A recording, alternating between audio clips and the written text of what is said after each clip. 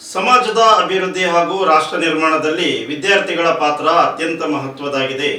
ಉತ್ತಮ ಶಿಕ್ಷಣದೊಂದಿಗೆ ಉತ್ತಮ ಸಂಸ್ಕಾರಗಳನ್ನು ಅಳವಡಿಸಿಕೊಂಡಾಗ ಮಾತ್ರ ಜೀವನದಲ್ಲಿ ಯಶಸ್ಸು ಸಲ್ಲಿಸಿ ಉನ್ನತ ಸ್ಥಾನವನ್ನು ಪಡೆಯಲು ಸಾಧ್ಯ ಎಂದು ಆದಿಚುಂಚನಗಿರಿ ಮಹಾಸಂಸ್ಥಾನ ಮಠದ ಪರಮ ಪೂಜ್ಯ ಶ್ರೀ ಶ್ರೀ ಶಂಭುನಾಥ ಮಹಾಸ್ವಾಮೀಜಿ ಹೇಳಿದರು.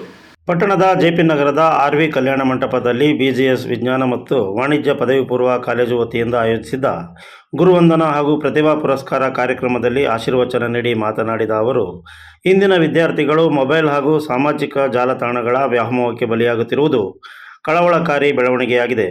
ತಂತ್ರಜ್ಞಾನವನ್ನು ಜ್ಞಾನ ಸಂಪಾದನೆಗೆ ಬಳಸಬೇಕು ಹೊರತು ಅದರ ದುರುಪಯೋಗದಿಂದ ಜೀವನವನ್ನು ಹಾಳು ಮಾಡಿಕೊಳ್ಳಬಾರದು ಎಂದು ಸಲಹೆ ನೀಡಿದರು. ಓದುವ ವಯಸ್ಸಿನಲ್ಲಿ ವಿದ್ಯಾರ್ಥಿಗಳು ಅನಾವಶ್ಯಕ ಚಟುವಟಿಕೆಗಳಿಗೆ ಬಲಿಯಾಗಿ ತಮ್ಮ ಅಮೂಲ್ಯ ಜೀವನವನ್ನು ಹಾಳು ಮಾಡಿಕೊಳ್ಳದೆ ಉತ್ತಮ ಶಿಕ್ಷಣದ ಮೂಲಕ ಉಜ್ವಲ ಭವಿಷ್ಯವನ್ನು ರೂಪಿಸಿಕೊಳ್ಳಬೇಕು. ತಾವು ಓದಿದ ಶಾಲೆಗೆ, ತಮ್ಮ ಗುರುಗಳಿಗೆ ಹಾಗೂ ತಂದೆ ತಾಯಿಗಳಿಗೆ ಕೀರ್ತಿ ತರುವಂತಹ ಸಾಧನೆ ಮಾಡಬೇಕು. ಶಿಸ್ತು, ಸಂಸ್ಕಾರ, ಪರಿಶ್ರಮ ಮತ್ತು ಸತತ ಅಧ್ಯಯನವೇ ಯಶಸ್ಸಿನ ಮೂಲ ಮಂತ್ರಗಳಾಗಿವೆ ಎಂದು ಅವರು ತಿಳಿಸಿದರು. ತಂದೆ ತಾಯಿಗಳು ಮಕ್ಕಳಿಂದ ಹಣ ಅಥವಾ ಆಸ್ತಿಯನ್ನು ಬಯಸುವುದಿಲ್ಲ. ತಮ್ಮ ಮಕ್ಕಳು ಉತ್ತಮ ವ್ಯಕ್ತಿತ್ವವನ್ನು ಬೆಳೆಸಿಕೊಂಡು ಸಮಾಜದಲ್ಲಿ ಉನ್ನತ ಸ್ಥಾನಕ್ಕೇರಬೇಕು ಎಂಬುದನ್ನೇ ಅಪೇಕ್ಷಿಸುತ್ತಾರೆ. ಆದ್ದರಿಂದ ವಿದ್ಯಾರ್ಥಿಗಳು ಪೋಷಕರನ್ನು ಗೌರವಿಸಿ ಶಿಕ್ಷಕರ ಮಾರ್ಗದರ್ಶನವನ್ನು ಅನುಸರಿಸಿ ಆದರ್ಶ ನಾಗರಿಕರಾಗಿ ಬೆಳೆಯಬೇಕು ಎಂದು ಕರೆ ನೀಡಿದರು. ವಿದ್ಯಾರ್ಥಿಗಳೇ ಸಮಾಜದ ಬೆಳವಣಿಗೆಯ ಪ್ರಮುಖ ಶಕ್ತಿಗಳಾಗಿದ್ದು, ಇಂದಿನ ವಿದ್ಯಾರ್ಥಿಗಳೇ ನಾಳಿನ ವೈದ್ಯರು, ಇಂಜಿನಿಯರ್ಗಳು, ವಿಜ್ಞಾನಿಗಳು, ಶಿಕ್ಷಕರು, ಆಡಳಿತಗಾರರು ಹಾಗೂ ಜನಪ್ರತಿನಿಧಿಗಳಾಗಲಿದ್ದಾರೆ. ಆದ್ದರಿಂದ ಪ್ರತಿಯೊಬ್ಬ ವಿದ್ಯಾರ್ಥಿಯು ಜವಾಬ್ದಾರಿಯುತ ಪ್ರಜೆಯಾಗಿ ರೂಪುಗೊಳ್ಳುತ್ತಾ ಗಮನ ಹರಿಸಬೇಕು ಎಂದರು. ಬಿಜಿಎಸ್ ಶಿಕ್ಷಣ ಸಂಸ್ಥೆಗಳು ಕೇವಲ ಪಠ್ಯ ಶಿಕ್ಷಣವಷ್ಟೇ ನೀಡದೆ ಮೌಲ್ಯಾಧಾರಿತ ಶಿಕ್ಷಣದ ಮೂಲಕ ವಿದ್ಯಾರ್ಥಿಗಳ ವ್ಯಕ್ತಿತ್ವ ವಿಕಸನಕ್ಕೂ ಆದ್ಯತೆ ನೀಡುತ್ತಿವೆ. ಕಡಿಮೆ ಅಂಕಗಳೊಂದಿಗೆ ಪ್ರವೇಶ ಪಡೆದ ವಿದ್ಯಾರ್ಥಿಗಳನ್ನು ಸಮರ್ಪಕ ಮಾರ್ಗದರ್ಶನದ ಮೂಲಕ ಉತ್ತಮ ಸಾಧನೆ ಮಾಡುವ ಮಟ್ಟಕ್ಕೆ ತರುವಲ್ಲಿ ಕಾಲೇಜಿನ ಉಪನ್ಯಾಸಕರು ಹಾಗೂ ಸಿಬ್ಬಂದಿಯ ಸೇವೆ ಶ್ಲಾಘನೀಯವಾಗಿದೆ ಎಂದು ಪ್ರಶಂಸಿಸಿದರು. ಕಾರ್ಯಕ್ರಮದಲ್ಲಿ ಮಾತನಾಡಿದ ಶ್ರೀ ದೇವರಾಜ ಅರಸು ಸರ್ಕಾರಿ ಪ್ರಥಮ ದರ್ಜೆ ಕಾಲೇಜು ಹುಣಸೂರು ಭೂಗೋಳಶಾಸ್ತ್ರ ವಿಭಾಗದ ಮುಖ್ಯಸ್ಥರು ಹಾಗೂ ಪ್ರಾಧ್ಯಾಪಕರಾದ ಡಾಕ್ಟರ್ ಹೇಮಚಂದ್ರ PN, ಕರ್ನಾಟಕದ ವಿದ್ಯಾರ್ಥಿಗಳಲ್ಲಿ ಅಪಾರ ಪ್ರತಿಭೆ ಮತ್ತು ಬುದ್ಧಿವಂತಿಕೆ ಇದೆ. ಆದರೆ ಅದನ್ನು ಸರಿಯಾದ ಸಮಯದಲ್ಲಿ ಸರಿಯಾದ ರೀತಿಯಲ್ಲಿ ಬಳಸಿಕೊಂಡು ಉನ್ನತ ಗುರಿಗಳನ್ನು ಸಾಧಿಸುವ ಮನೋಭಾವ ಬೆಳೆಸಿಕೊಳ್ಳಬೇಕು. IAS, IPS, IFS ಸೇರಿದಂತೆ ದೇಶದ ಅತ್ಯುನ್ನತ ನಾಗರಿಕ ಸೇವೆಗಳ ಹುದ್ದೆಗಳನ್ನು ಅಲಂಕರಿಸುವ ಮೂಲಕ ರಾಜ್ಯಕ್ಕೂ ದೇಶಕ್ಕೂ ಕೀರ್ತಿ ತರುವಂತಹ ಸಾಧನೆ ಮಾಡಬೇಕು ಎಂದು ಹೇಳಿದರು.